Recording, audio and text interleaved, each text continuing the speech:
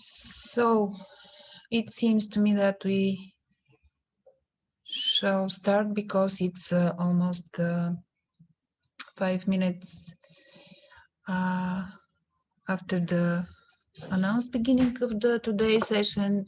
My name is Rumyana Grozeva. I'm working for Regional Economic Development Agency of Stara Zagore, which is a co-organizer of this event.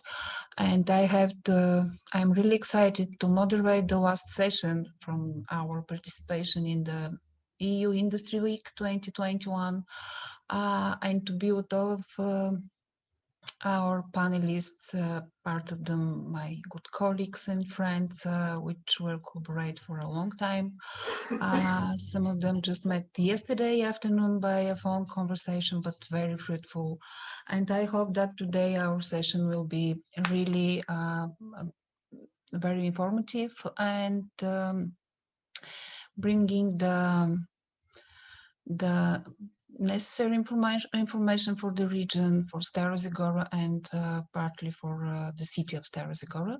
So today we have with us Associate Professor Darina Zaimova, who is one of the lead scientists and in University, Trakia University in Stara Zagora, and we'll talking about the new projects of the university, which were considered as one of the main driver for the development of the region. And so, Dari, the floor is yours. Thank you very much. First of all, for this opportunity to be part of the event. Just to be sure that you can hear me and see me and the connection is good. Okay. Thank you for the organization, for this opportunity, and I hope that today's session will be fruitful and interesting for all of the participants and the panelists, of course. I will share my screen now in order to start with the presentation.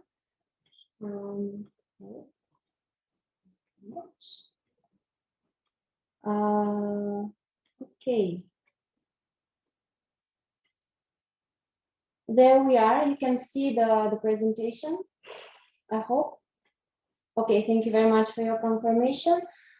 First of all, I would like to extend the best wishes and the greeting from the Rector of Trakia University, who unfortunately was not able to present here, having some urgent professional matters that he has to organize. But together we worked on this presentation with the topic agro-energy, and I hope that I will manage to present you the concept of the agro-energy, the greening plan, and how as academia we are involved and hopefully contributing efficiently to the implementation for the entire concept of bioeconomy. My name is Darina Zaimova. I'm working in Trakia University, Faculty of Economics, but very recently I'm appointed also for the head of Center for Entrepreneurship, Knowledge Transfer and Internationalization. So we'll be talking a bit also later about that. With the very first start, I would like to introduce the agenda.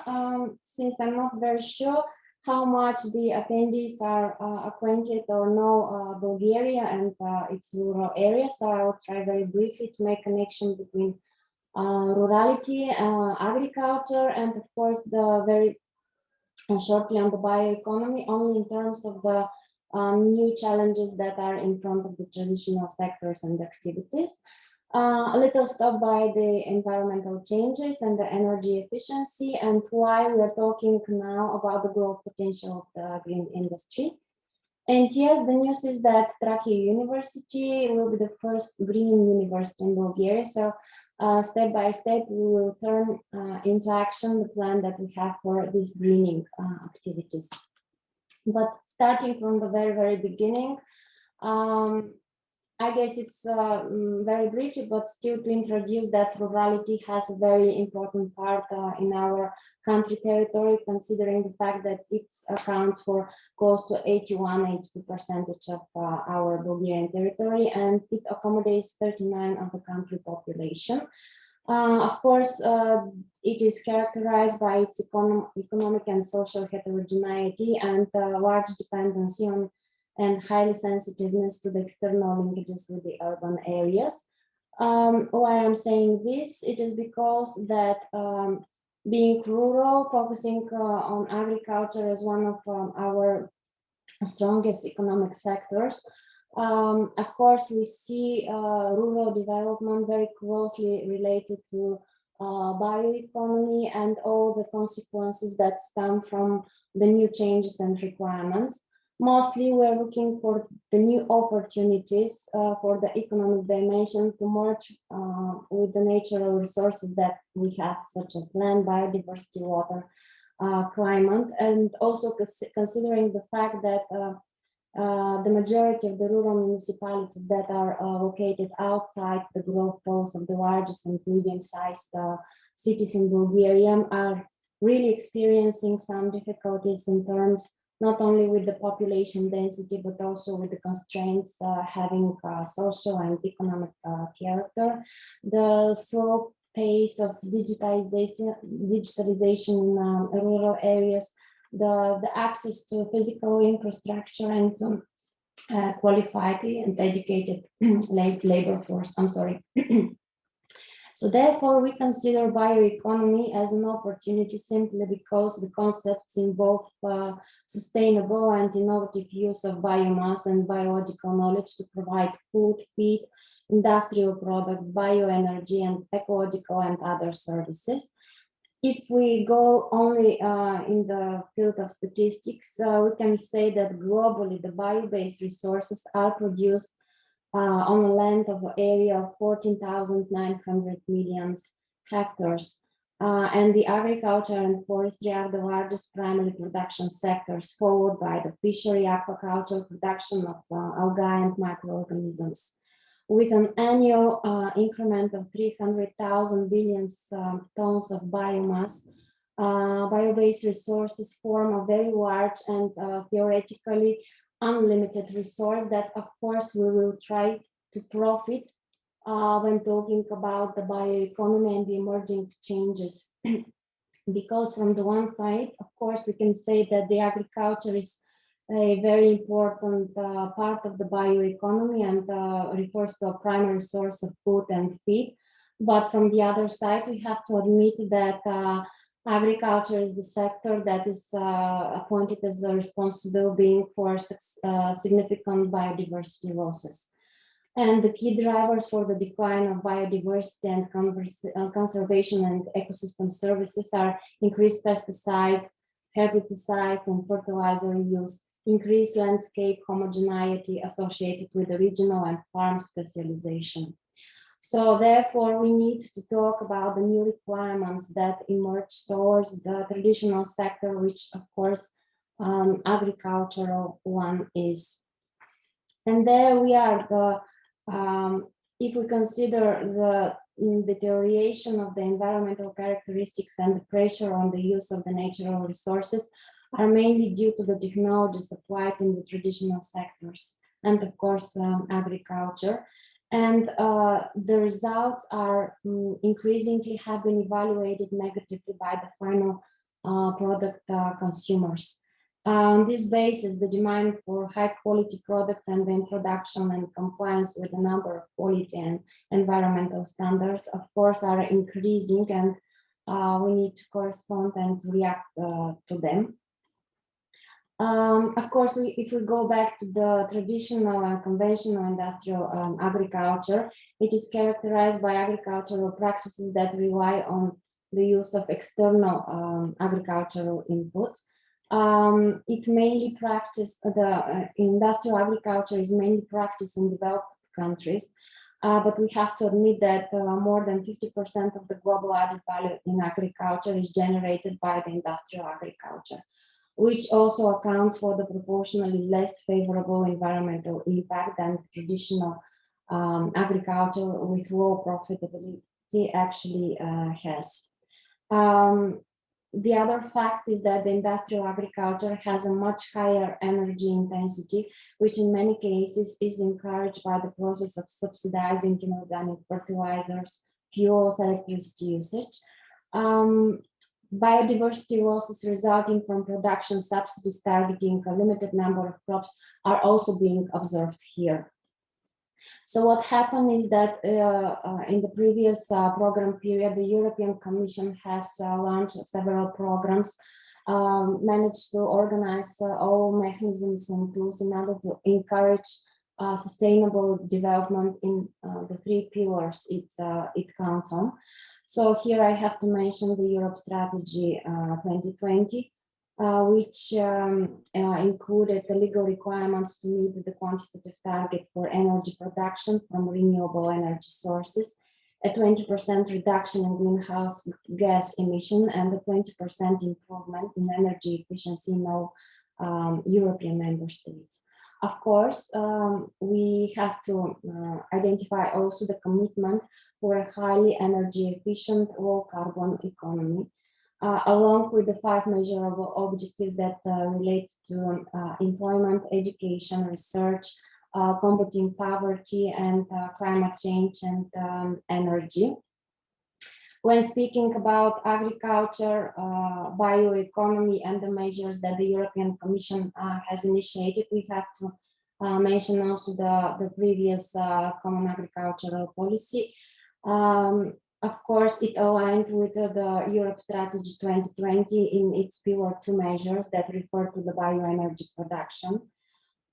In addition, we have to mention that the green sector is most often identified in the member states' recovery plans, including energy efficiency, renewable energy, public transport, and infrastructure development.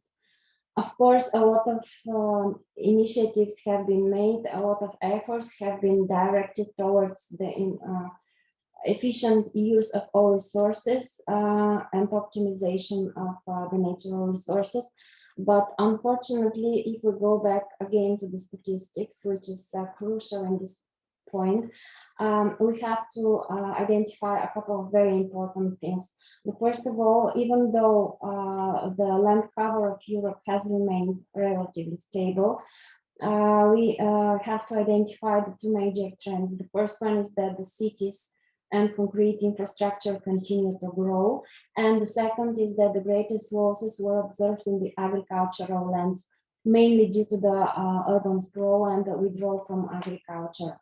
This is in terms for the land. What happens with the water is that the economic activity in Europe consumes on average about 143,000 cubic hectometers of water. And we have to say that the agriculture is one of the largest consumers, even though 9% of the agricultural land in Europe is arable land. Of course, large quantities of water are also used in energy production, mining, and industrial sectors. And at the bottom of the statistics is the households consuming. I checked that the latest renewables global status report indicated that 2019 was record-breaking year because it indicated that installed capacity grew more than 200 gigawatts, which is the largest increase ever. And of course, the trend continues basically because there is a strong public support for renewable energy, which continues to advance alongside raising the awareness for the multiple benefits of renewables, including the reduction of carbon dioxide and the other greenhouse emissions. So it becomes a lot of popular talking about greening, that going green is becoming increasingly attractive for the business. First of all, because it has even beneficial impact on the environment, but also because it's becoming more or less a standard for the companies to recognize the cost savings and the potential profitability of going green. Of course, as academia, we have to say that we are part of this process. Therefore, I hope it will be interesting for the audience to see what we have done both from the sides of being researchers and educators. It's already on the news, so we can share this information that thanks to the joint initiatives of various stakeholders, it became fact on 18th of February with the decision of the Council of Ministers that the Institute for Sustainable Transition and Development has been established. I said it's a joint collaboration because it's include a couple of partners. It's Trakia University, Technical University in Sofia, Sofia University of Mining and Georgi, Zagore Municipality, syndicates, Ministry of Education and Energy, and a very internationally recognized experts that supported all the process of structuring and creating the ideology of the institute. You can see the activities. I must say that we are at the very start of the work of this institute, but the targets are very ambitious, more or less going to the introduction of low carbon and carbon neutral economic activities and business models, and supporting the transition period and the ecological transition, more or less, of the carbon intensive regions. So the news further will be spread along how we are managing, what kind of initiatives, and what will be the first steps of the institute. So far, so good. Thanks again to the joint cooperation of all the partners. Besides this, we have to admit that we've been working on the process of greening, or trying to be part of this bioeconomic concept through the various projects that we managed to work, both as coordinator and as a participant. And thanks to the external funding of the H2020, Interreg program, Erasmus Plus, and very recently the national scientific programs. But thanks to them, we managed not only to organize trainings on international level, working with a very strong support of the foreign partners, but we organized pre-incubation programs that were targeting the eco-entrepreneurs, SMEs, and startups in the field. Also, talking about bioeconomy, we cannot escape from the agri-entrepreneurship. Again, very focused. The focus is this time not only on targeting practitioners, but also to develop the knowledge and the education for the future experts that our university is educating. I must say that we have managed to attract different kinds of partners from different countries, including Central Asia, which gives us a very fresh look on the topic of the agri-entrepreneurship and how it corresponds to the bioeconomy. Something new that will also start very soon in process of initiating is the pilot e-learning incubation program. It is targeting SMEs, startups, entrepreneurs. And one of the topics that we will be focusing is the bioeconomy and building venture capitals in the agricultural sector. So a lot of efforts are also put here, working together with the European Commission, and hopefully the results soon will be in place. Of course, I have to mention that since we are a very active researching organization, we have to look for the way whereby transfer of knowledge is organized. So therefore, we put it here, the Center for Entrepreneurship, Knowledge Transfer and Internationalization. This is one of the priorities in order to promote the knowledge and the science that our researchers are working in here. Of course, it's again a very ambitious initiative, but it is based on our achievements so far. Very soon, we can also spread the news that we are working on a brand new project funded by H2020, the last cause that we have managed to apply last year, which is for organizing bio-based educational centers. So more news to come also from this side.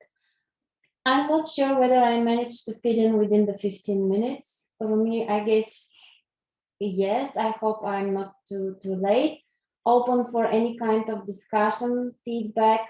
If not now at the moment or later for the discussions, please feel free to contact us because we are open to extend the collaboration already in place here. And of course, to attract new stakeholders, new partners. So thank you very much once again. I hope I will have to stop sharing my presentation, I guess. Yeah. Okay, stop sharing. There Yes. we are. I'm stopping. Thank you once again. Open to any comments, discussion. Thank you once again for your attention.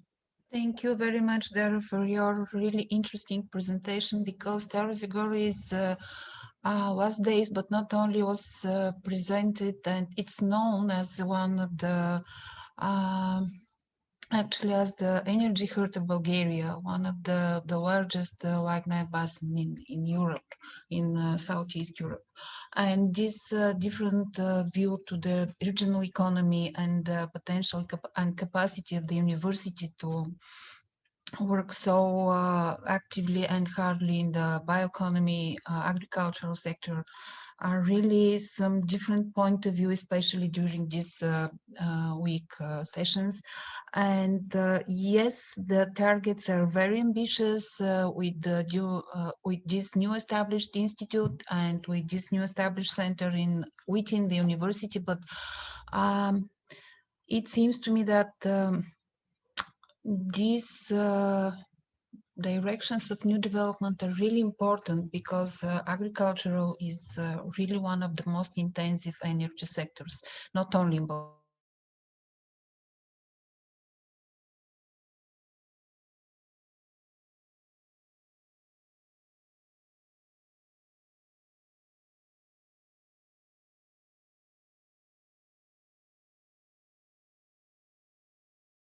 Up, so now I can just elaborate and all these figures and things, but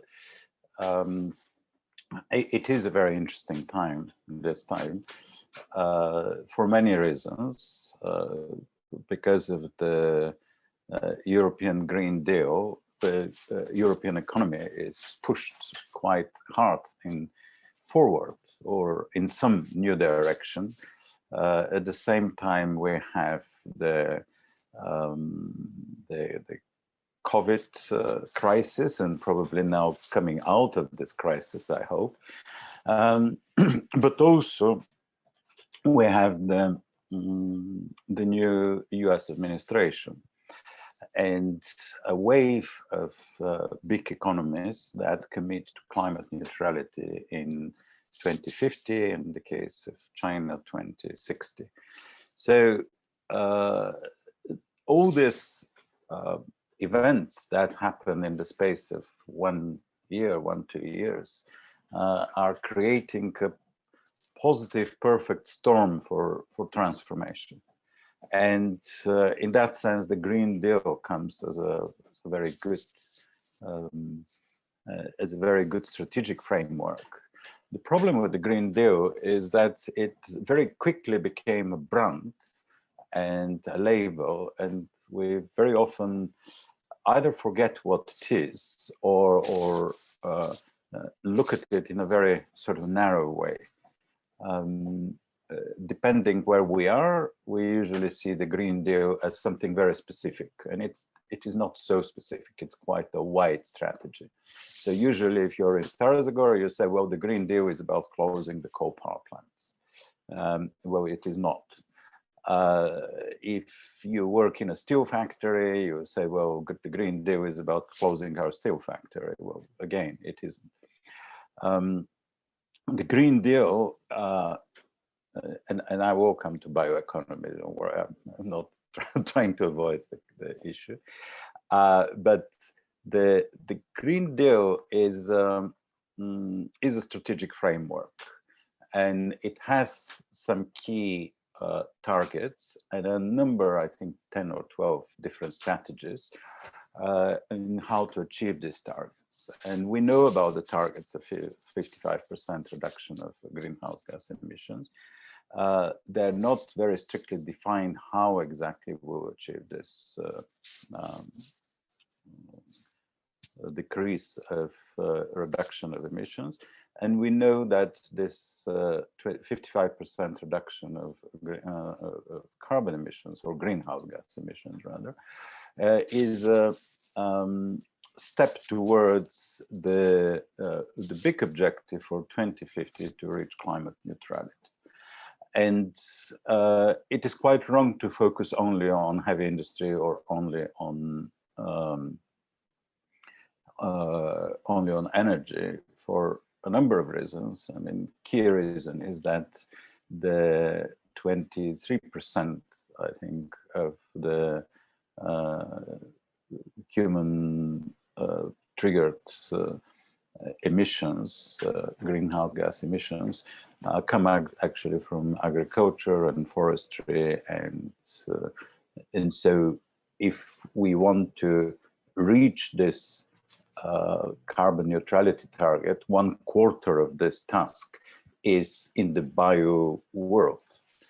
At the same time, the bioeconomy, the agriculture, forestry are offering a great opportunity for carbon storage, because soil and forestry are carbon sinks. So, I mean, these are very general things, but when it comes to economy, they start to guide us in certain restrictive directions. So don't cut the trees, don't use intensive farming, and so on. But also they open a huge economic and industrial opportunity. And we are at the very beginning, in a way, of the wide debate, how to use the bioeconomy and how to use the whole bio direction of the Green Deal, of the climate neutrality, and I would say in general of the new economy. So I'm very happy that such discussion is hosted by Zagore, which is a very strange place. I mean, strange in many places, in many ways. My favorite one is that it has the best Neolithic museum that I have ever seen.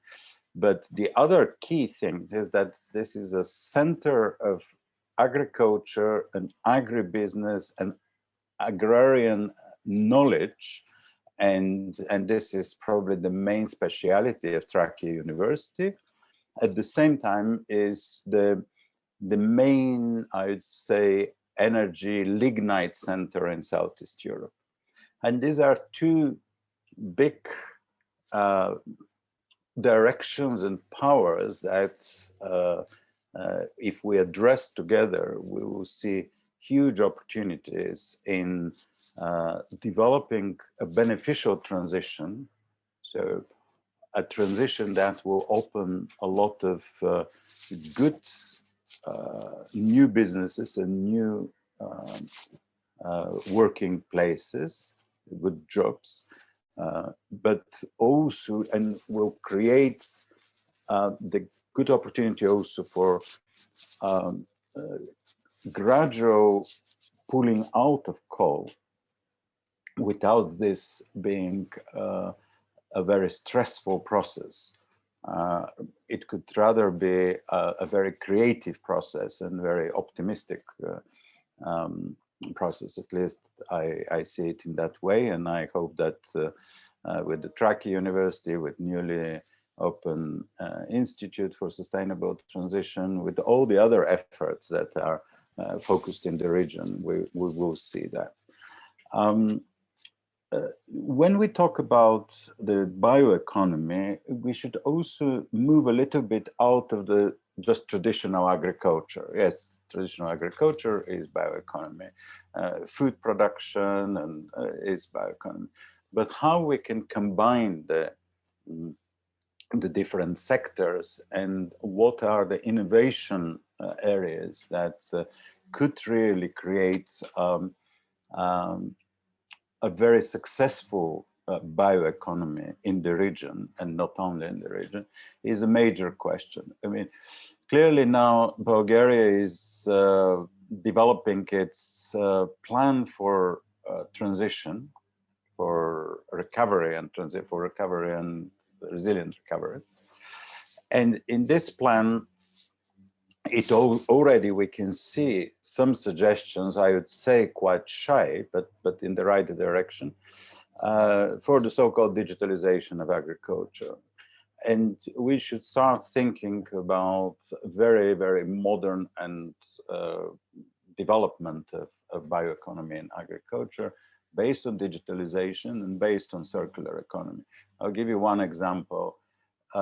When we produce biofuels, for instance, we very often say, well, production of biofuels destroys land, because instead of using land for agriculture and food, we use it for fuel, and that takes away food from the world, which is facing serious problems with feeding and with food prices also. Well, this is an issue that has to be researched further, because when we produce biofuels, we produce, for instance, a lot of side products. For example, we produce proteins that could become feedstock for animals, and then there are new wave of companies. There's an interesting Bulgarian company, Nasekomo, which feeds what's it called, the black soldier fly, which uses the byproducts of the biofuel production, and in that way it creates new opportunities for new protein production, modern protein production. So this is an area that I think should be explored much further. Then the whole story of vertical farming, for instance, which now we see in places like the Gulf states, for instance. I mean, Abu Dhabi is powering ahead with lots of vertical farming developments. So we suddenly see that in places which we associate just with desert, and it is a desert, there is a farming boom. And I think this is, again, another reason we have to rethink the way we look at agriculture. And yes, it is digitalized, but it's not just digitalized. There is a lot of science, a lot of research and innovation. And I think this is an area where we have to put a lot of funding, a lot of effort, and a lot of international cooperation inside the European Union, but also outside the European Union. And I will mention just a couple of other trends that I think we need to research and observe further. There is a mention about the urban development and how urban development could start taking and is taking agricultural land, and this is one of the problems. But one trend that we're seeing now with the relationship between cities and agricultural land is that cities are becoming a little bit of a questionable trend, and COVID showed in a way that trend in a clear way. I think we're starting to move in the post-urbanization era, in place when cities will gradually slow down their expansion, simply because all the new technologies allow us to be everywhere. And I'm not talking just about what we're doing at the moment, that I'm in one city in one country, you're in another country, and everybody can be brought together by Zoom or some other platform. But also areas like logistics, drones development, deliveries, the 3D printing, telemedicine, very interesting area, which will allow faraway areas to be medically serviced, and many other kind of developments that allow in remote places to have the level of services that you get in the city. And the other thing, and I will finish with that, is exactly the opposite trend, the biodiversity coming into the cities. And there is a very interesting movement, I'm involved with that a bit, Rewilding Europe, which is looking in the whole way how biodiversity and wild nature start coming into the cities. And linked to that is also the trend of urban farming. So in Bulgaria, urban farming is seen as something shameful, because if you have a pig in the city, that's not seen as something kind of civilized. But actually, this two kind of world, agricultural world and agricultural and forestry land, and the city space are starting to merge in a very interesting way. So, and I expect to see, as a result of that kind of merger, a gradual merger, a lot of areas that we will give birth of new processes of circularity and bioeconomy and life between industry, humans, and nature sort of merged and linked together. And I would like in that sense to congratulate also Trakia University for announcing itself as the first Bulgarian green university, because I think this is part of this trend. So thank you. Thank you very much, Julian, for this is so interesting, not exactly presentation, but overview of the potential of the Stara Zagore as a green region, probably. And this alternative of the coal industry, which is considered as the main driver of this very serious, very high economic indicators that were presented by my colleagues from the municipality of Rector probably a day or two ago. They're available on the event web as well as in the Facebook, but I tried to have some notes why during your participation, and about Nasikomo, they are already in contact with the industrial zone Zagore, this new established zone in the city, in order to support the transition of the regional economy. And I hope that they will choose this zone, because Trakia University is their partner, it seems to me, by default. So about the rewilding cities, it seems to me that it was this new brand. I'm happy to announce that the Regional Economic Development Agency, probably 4 or 5 years ago, just completed a project dedicated to the green infrastructure, which covers also city agricultural green areas, not only in cities but also in rural areas, connection between cities and these not so urbanized areas. And because of this, in the university, Trakia University, there is a master program dedicated to the green infrastructure. And now we are expecting I hope to be approved for funding another project dedicated to the green infrastructure in Maritsa East Basin, Stara Zagore, and related areas also. And I'll be happy if probably after a month, I'm just sending you an email. Okay, we have funding. Hope so.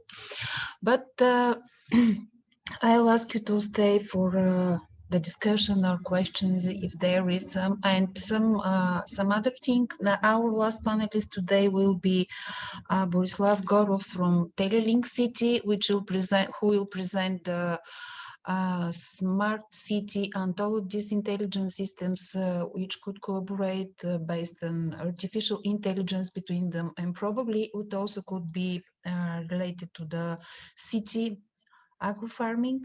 I'm not sure, but if I'll speaking for smart buildings, smart systems, probably this new trend to have intensive agricultural in the cities could be also integrated in them. So, Alexandra, are you ready to present one of the most interesting practice, in my opinion, collaboration between the Trakia University, a private company which is dedicated to some scientist activities, municipality of Staro Zagore, and another company which is not exactly private, but one is the largest in the area. Alexandra, the floor is yours. Thank you very much. My name is Alexandra, and I'm the managing director of Atlas Agroscience, which is a very ambitious company with great projects ahead, and I hope you will enjoy what I'm going to show you now. Just for confirmation, can you see my screen now? Can you see it? Okay, great. Okay, Atlas Agroscience is a startup developed in 2017 with main focus on developing organic waste-based products for agriculture, flower culture, and landscaping, applying circular economy principles. At Atlas, we think that the formation of the company was the natural consequence deriving from the identification of major environmental problems. We think that soils are one of humanity's greatest assets. However, with more waste disposed in nature, one such being the sludge formed during the operation of wastewater treatment plants, the overusage of chemicals and mineral fertilizers by farmers, soils become not only contaminated and destroyed, but also become main factor for the chemically infused food chain and all health risks associated with unhealthy food and food supply. At Atlas, we aim to fight these problems by using the waste, also known as sludge, from the wastewater treatment facilities and convert it into biological and safety products. Atlas solutions not only decrease the need of mineral fertilizer usage by up to 40%, but at the same time, the usage of our products increase the yields with up to 15%. All this not only optimizes budgets for the users, but also contributes to the transition towards greener and healthier future. We are proud to be in full compliance with EU regulations and Green Deal goals, as well as 10 out of the 17 United Nations Sustainable Goal developments. Our current range of products uses the sludge, which is afterwards converted through Atlas's patented waste-free technology, forming 100% organic products.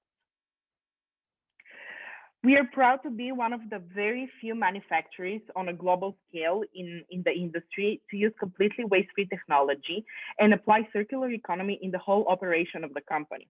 Our products are chemical-free and developed using sustainable and resource-efficient methods, making Atlas 100% safe for the environment and all people. For us, climate topic is not only marketing tool. Our care for our planet stretches far beyond our products. Our team takes great responsibility towards climate impact as individuals and as a company. Atlas wants to be seen as the leading example on socially responsible corporation leading the way towards greener future. We put great focus on minimizing carbon footprint with our great goal to become carbon neutral by 2030. Our waste-free technology reduces all direct greenhouse gas emissions as well as indirect ones by reducing the usage of mineral fertilizers. All our products help plants increase their immune system, making them much more adaptable towards any climate changes that might occur. Here we are displaying some of the great results achieved with Avla's products. As you can see, plants look much healthier and with significant increase in flower mass. This was achieved for a much shorter period of time and with less product. For more results on different crops, of course, you can request and they could be provided upon your request. Despite the extreme difficulties humanity is facing in 2020, the year was quite successful for Atlas. We were named Agro-Innovator of the Year. Together with our partners from Cleantech Bulgaria, we were able to secure and receive funding from EIT Climate Kick Accelerator program. We are proud winners of the EIT Food Innovation Prize in Bulgaria and one of the very few finalists in the international contest of EIT Food. With the funds provided by the EIT, we were able to engineer and assemble our prototype production line and produce first quantity of Atlas products, allowing us to make numerous field tests with pilot farmers and potential partners. We believe unconditionally that progress is achieved not on when only all stakeholders are sharing a vision and mutual understanding of how we should all go together towards the future.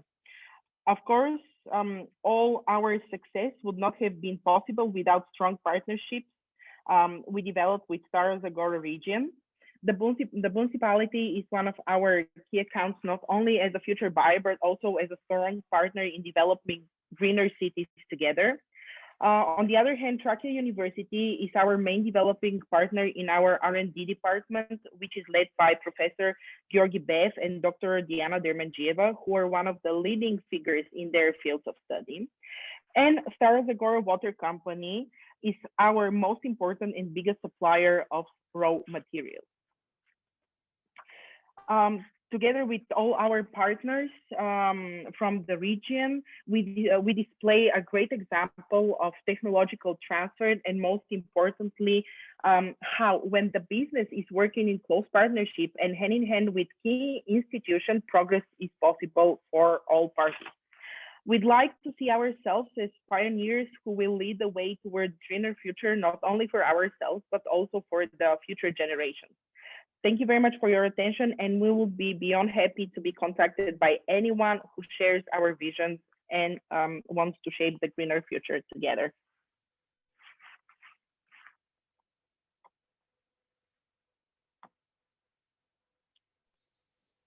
Thank you very much, Ms. Velkova. Thank you very much for the interesting presentation. It's good to know that there are a lot of companies now, and of course at last also taking care of the greener future of the people.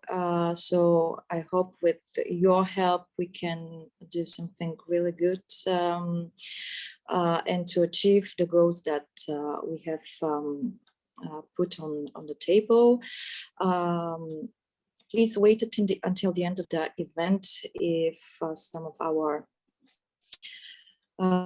audience would like to raise a question. I will continue with our next presenter.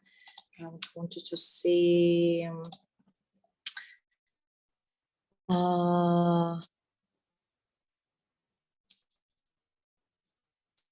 circular economy, and we have entered in service. We have presentation. I don't know if Mr. Gorov is online. If not, we can wait for him to join the meeting. I am online. I'm actually here. Can you hear me? I don't know, colleagues. Did Mr. Gorov Hello, I'm here. It? I don't see it here. Can you hear me? I'm here actually. Yes, we can hear you very well. Super. Hello, everyone. some background noise.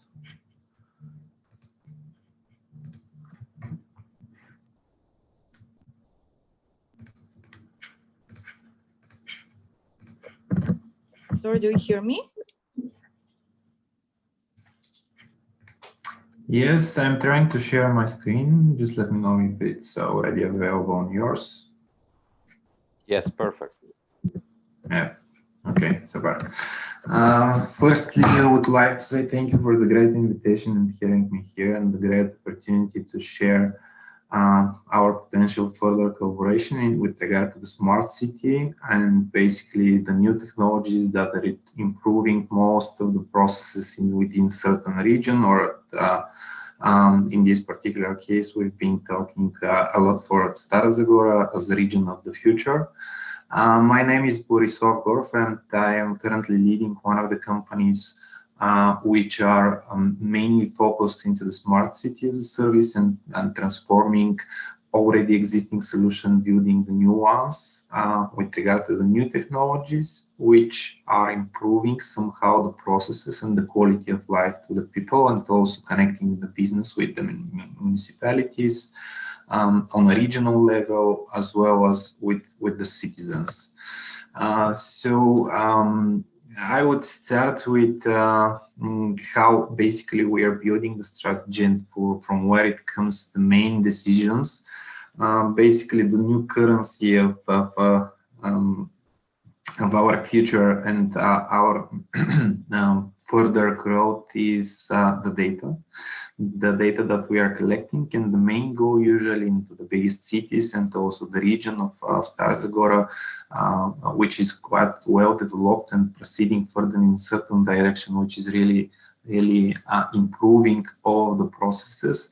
And there is already existing some of the systems which are collecting a lot of information, providing to certain solutions and certain applications to the citizens as well as to the business. One of the key points and elements which currently we are looking for and seeking to build something which is a bit long term. It's a long term strategy for the next upcoming 10 years. Having a centralized data storage, which is collecting all of the data to the different system by implementing each other. Many of the regions are developing certain directions or verticals of, for example, into the public transport, into the parking, into the blue zones, and also having air monitoring, air quality performance, and many other solutions which are generating a lot of data. And based on that and collecting it by centralized platform, providing an algorithms that are giving the tool to the municipality to even better decisions with regard to the leading of the city would be one of the key elements in the near future.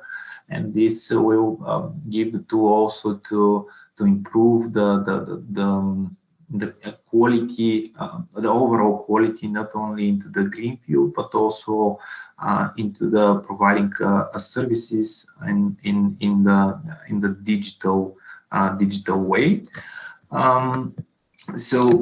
Basically, we are looking into much more into the most on-demand current solutions.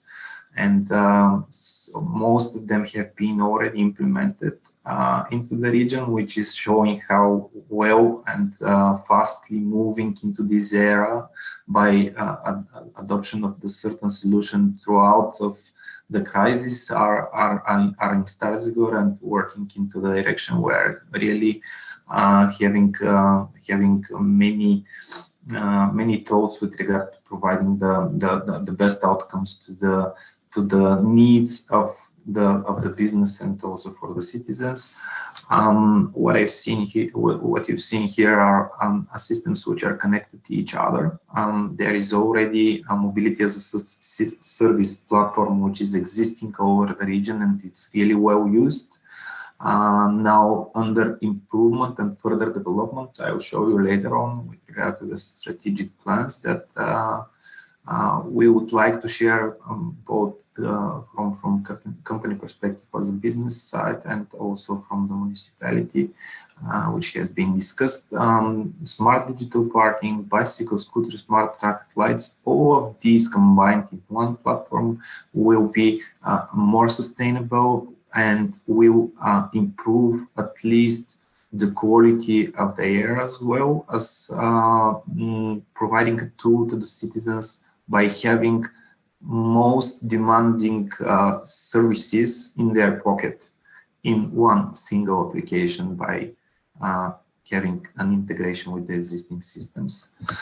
What I've already shared, mobility as a service as a regional strategy of Star Zagore's region. So here you'll be able to see the main focus and the purpose of the overall integration of mainly smart solutions that are already existing and further develop and improve them. As I said, they already are in really advanced level into that direction. Now it's just a matter of improving by centralizing them and collecting all of the data and sharing the information to the citizens, as well as to the tourists, to the visitors of the city, and also to provide additional tools to the businesses, which further may be developed, and choose the region to develop their own strategies. With regard to what I've shared here is mostly related to the transport. These are the results on cities which we've been working with so far, and these are really based on a 2-3 years of working into certain direction by collecting the data and having the end results, which are shown here. One of the key elements by avoiding pollution, I would say, is the usage of the mass public transport. And now, as a new generation, alternative transports appeared over the countries and over the regions, would be also beneficial to be integrated into single platform. For example, there is coming a big wave of ride-sharing, e-scooters, e-bikes, which are really alternative transport by not using your own car and having the most convenient way to go from point A to point B. Also, there is an integrated intelligent traffic system, which is for congestion prevention, and it's a matter of decreasing the emission of the air pollution, also into the field of providing green corridors, green lines, also giving a priority to the public transport, providing the people a tool to be easy to use all of these solutions. So this is one of the key elements by, or I would say it's a bottom line for starting, which is already existing for further development of certain combination with regard to prevention of the air pollution as well.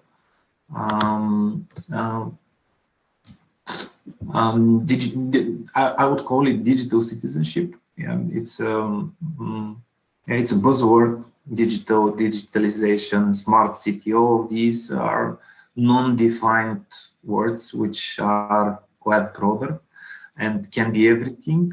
But there is usually most of the cities are already working into a certain direction, and it's in the most demanding ones are already there.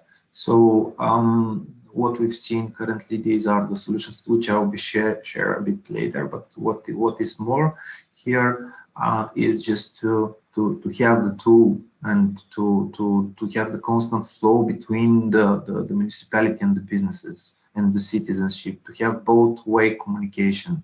If someone would like to be engaged into reconstruction of the main streets or the downtown. Just ask them what kind of color would like to be colored, something, the poles or whatever it is, just to have an engagement and having more integration with the municipality services. Also, building analytical models which are really based on the data which is gathered by the different platforms would be one of the points for further to be taken really more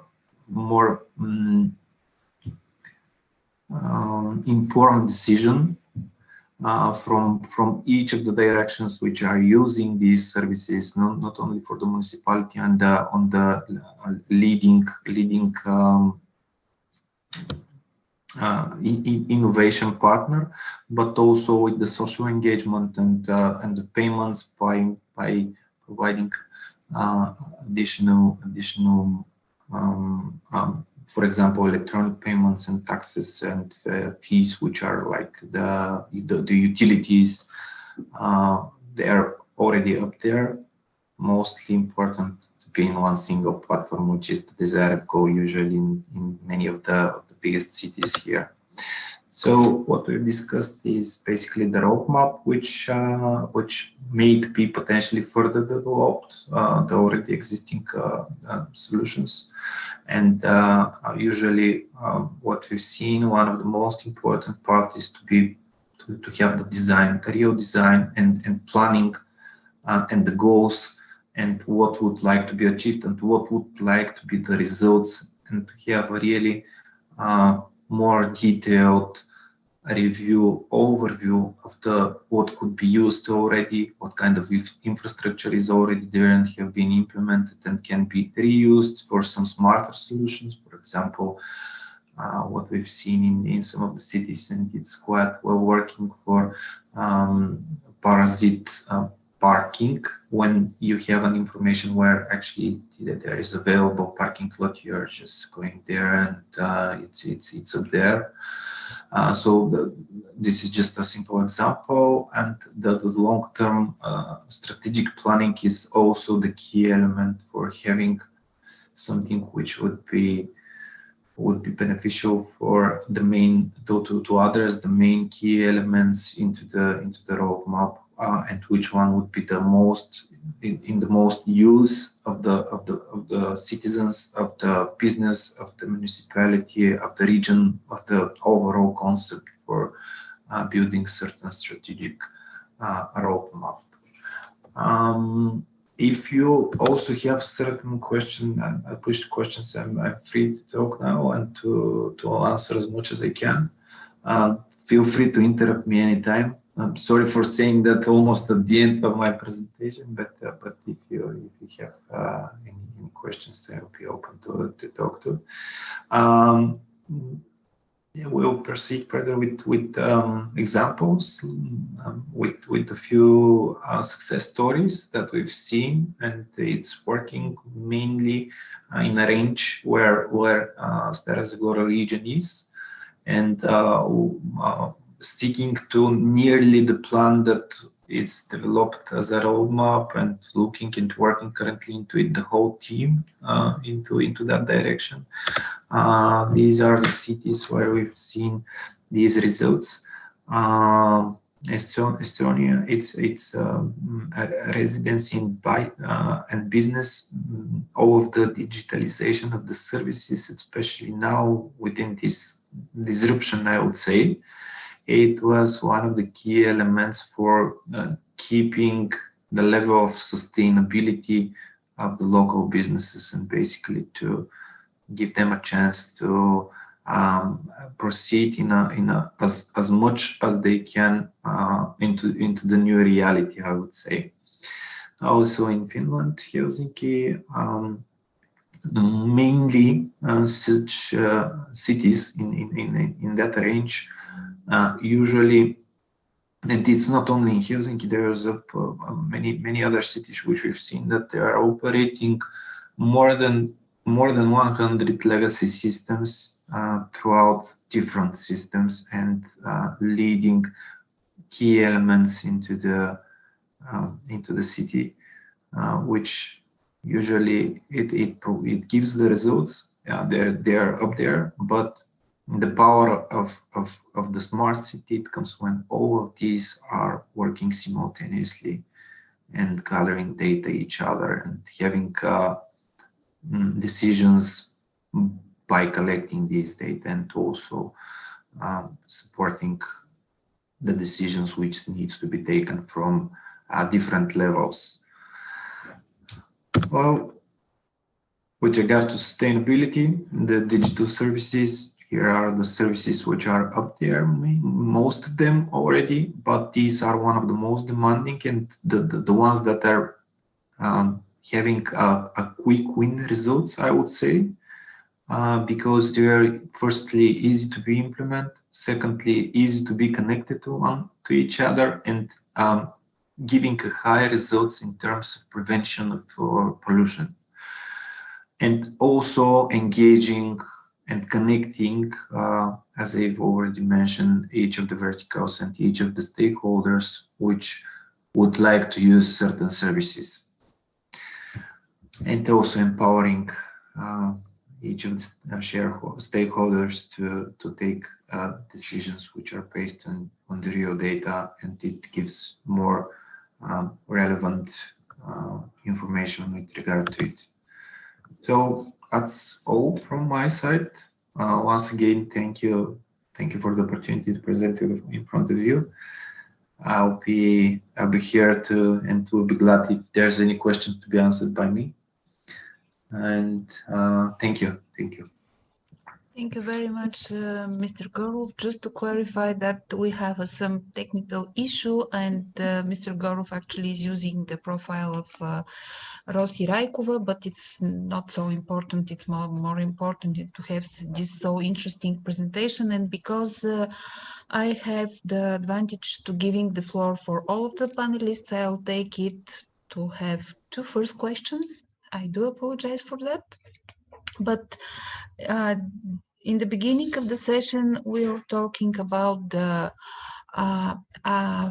agrofarming within the cities, these vertical farms, which are actually before the COVID-19 to close the world. We saw in different cities, also in Europe. Is it possible this is smart city systems to be applied for such kind of agrofarming, and actually this to be integrated in the smart city systems in order to overcome this air pollution or other or such kind of things which are very important for our cities which are living on?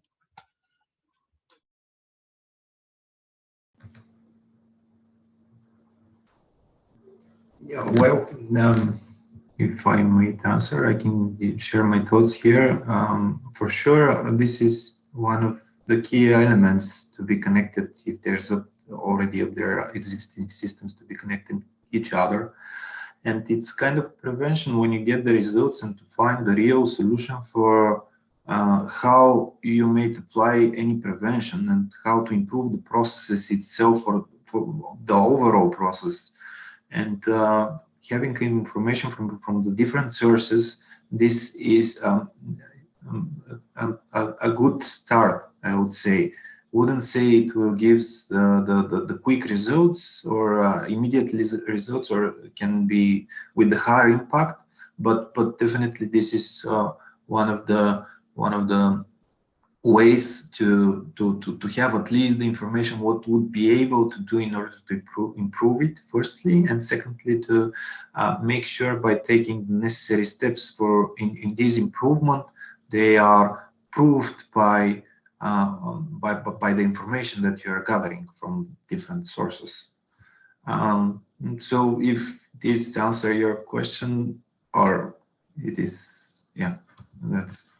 Yeah, but I have one more, which yeah, is probably sure. part of this one. But Julian, we're talking about in his presentation about the rewilding of cities, about the slowing down the role of the cities in our daily life. But we know cities as not only air polluted, but also building polluted areas. And there are very strong tendencies from not only in West Europe or developed countries, people to coming back for their daily life in the villages around. But is it possible these intelligent based city systems to actually to make some kind of miracle and our cities to become more passive and more clean places to life? I mean, all of this communication, all of this using of resources in more circular, more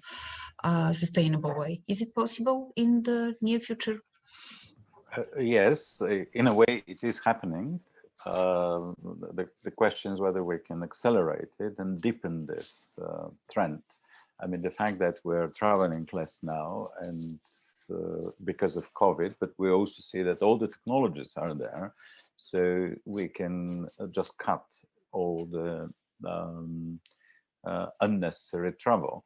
But also, of course, development of any smart systems for public transport and so on. I mean, that clearly helps. But the question is how to develop and how. I mean, the systems are there, but how to adopt on a wider scale systems that could fully mirror all the benefits of city lives somewhere outside the city. So, but that includes obviously social life, it includes working life, it also includes entertainment. Yesterday I was walking on the street and I just overheard some woman talking to somebody and said, well, I was in a fantastic online comedy show. I mean, the comedy shows are usually things that happen in pubs, happen in restaurants or clubs. But so this type of entertainment, if people can accept that as being an online entertainment. But I also pin huge hope on telemedicine, because this is very important. Telemedicine and drones deliveries, 3D printing. I mean, these are a whole bunch of technologies that will not just allow us to sit in front of our computer and have a teleconference or send emails, but also have the whole physical benefits, material physical benefits from the city moved to the country. I mean, that's one kind of trend. And the other is the country being, the city being managed in a more intelligent way. And you asked earlier about air quality. Yes, in Bulgaria, the system of Air Baga is very, very interesting. It's entirely citizen science. It covered Bulgaria now with more than 1,000 air quality sensors. They are expanding. It's open data. And this is moving policies, this moving behavior. It is very clear that in Sofia, many of the actions of the municipality, but also behavioral changes, were just a result of this citizen science and the visibility of all the air quality citizen monitoring. So yes, we're going there. We have to acknowledge this. These trends and educate ourselves and move forward faster. So thank you so much for this answer. But what I mean is actually we're talking about passive buildings, which could which use their wastewater, which have photovoltaic on their roofs to produce energy, and actually they don't use any big, they don't consume some big energy because they produce it. Is it possible also to happen on city level? I mean, the cities to become more cleaner, not so air polluted, not only because of the transport and this smart system which are actually manage the transport connections, mobility, etc. Actually, to the system to speak each other, I mean, between buildings, between the transport system, between the city farming, or even if the university will become the first green university in Bulgaria, probably it also will include the building of the university to be passive or something like this. Yeah, I mean, I hope that Darina will say something about the Green University, but what I would say about passive buildings, I mean, it is a requirement, legal requirement, every single new building in the European Union now to be built according to so-called near zero energy building standard. So the fact that we don't know about the standard is the same problem that I mentioned at the beginning. We have to educate ourselves, including we have to educate ourselves for the things that we're obliged to do by law, and we don't know that. And the near zero energy building standard, it is clarified and extrapolated for every single different countries and legislation. And it is not exactly passive building, but it's approaching in that direction. It does require renewable energy. And one thing it doesn't require is gas. I mean, we're talking very often about let's gasify our cities. The trend is exactly opposite, getting out of gas. And many West European countries now are introducing rules, legislations, political commitments for pulling out of gas. Many countries already introduced restrictions on not using gas in new buildings, and we're making a massive investment mistake by thinking that we have to automatically replace whatever we have with gas. I mean, that's wrong, including because gas is pollutant, air pollutant. I mean, it's CO2 pollutant, yes, but it's air pollutant also with nitrogen oxide. And if you have a latest versions of diesel cars, they're cleaner than a gas car. So, and we should know these things. And when we take decisions on local level, on national level, rather than shifting ourselves in the direction, oh, gas is cleaner than coal, we have to think a little bit ahead and in a little bit more educated way. But yes, the buildings need to be rebuilt. My personal opinion is that Bulgaria needs around 40 billion euros to fix its building stock. This is not money that will come from the European funds or from the national budget.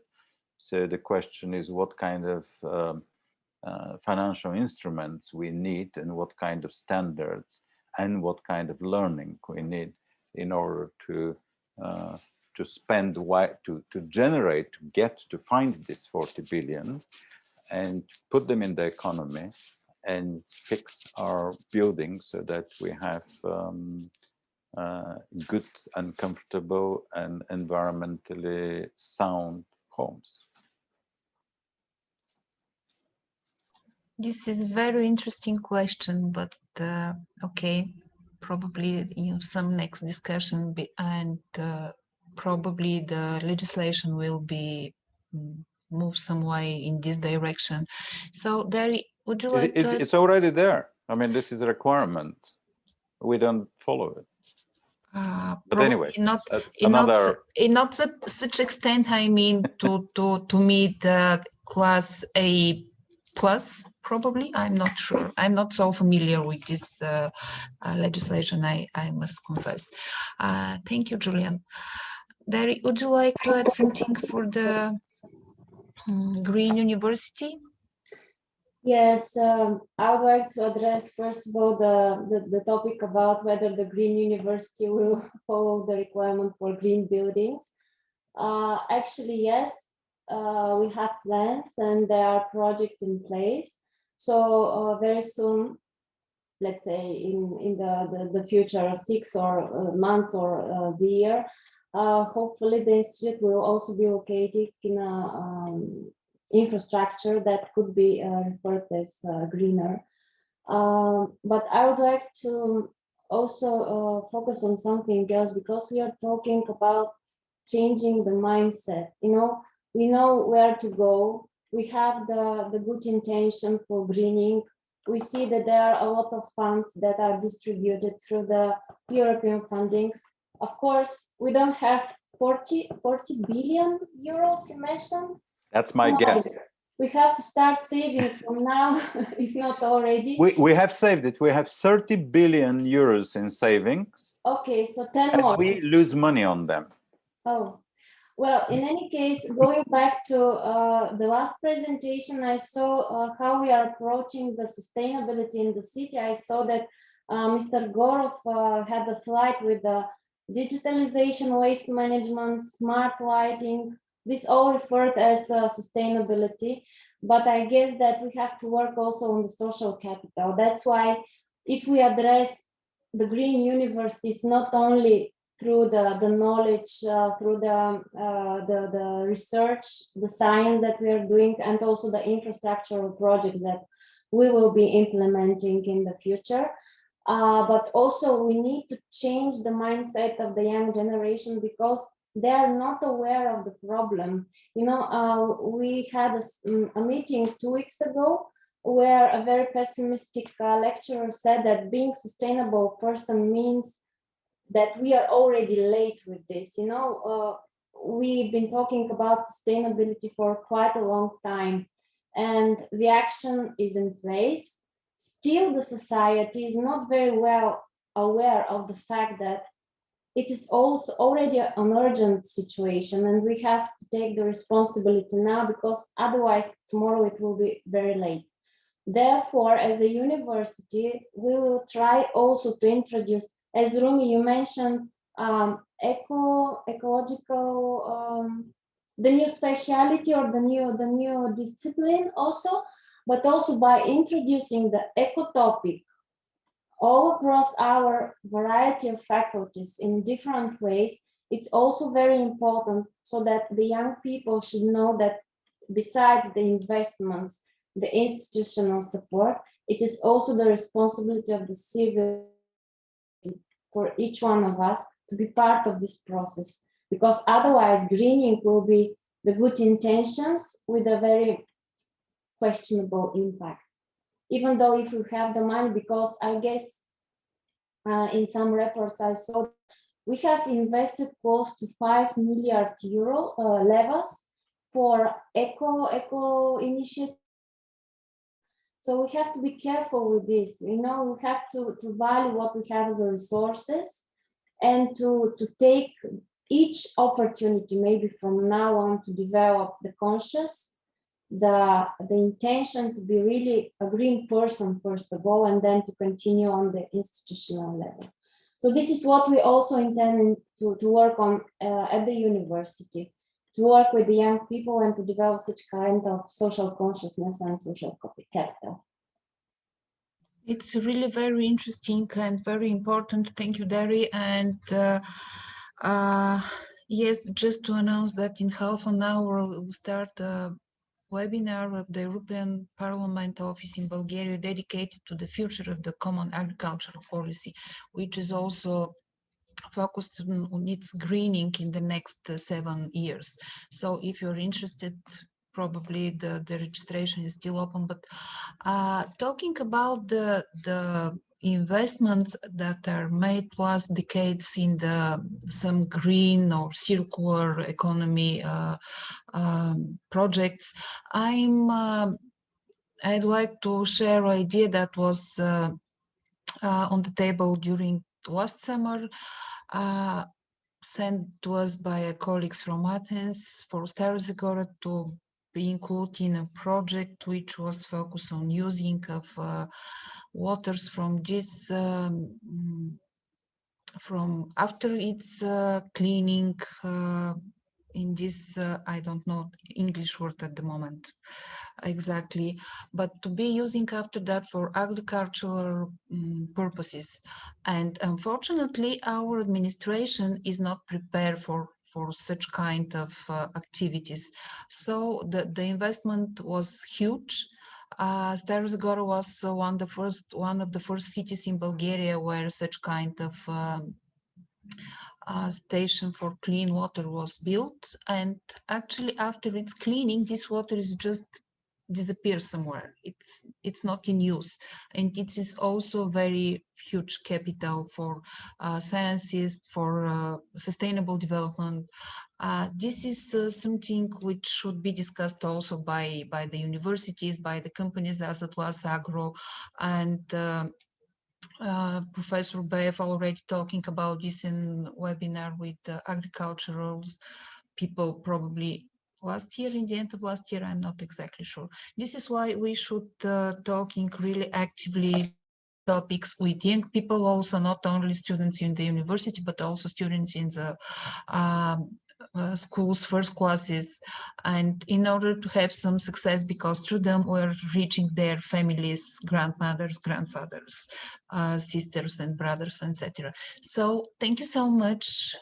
We are just on time. I'm so happy about time management. Thank you for keeping it, and all of these, all of the sessions are recorded and will be on the event web also.